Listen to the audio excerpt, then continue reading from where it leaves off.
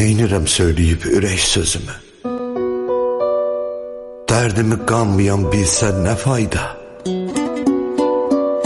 Pis gündə mənimlə ağlamayan kəs şad gündə üzümə gülsə nə fayda?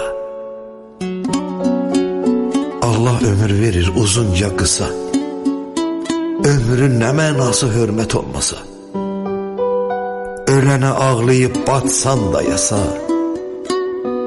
özünə qəsd edib ölsən nə fayda? Birinə yaxşılıq olsa niyyətin, olsa da düzlüyün, səmimiyyətin, o da nankor çıxsa hər əziyyətin, üstündən xət çəksə, silsə nə fayda? İstər dostum olsun, istər düşməni, ya məni yaşatsın, ya olsun qənim. Sağ ikən dərdimi bilməyən mənim, qəbrimin üstünə gəlsə nə fayda? Sağ ikən qədrimi bilməyən mənim, qəbrimin üstünə gəlsə nə fayda?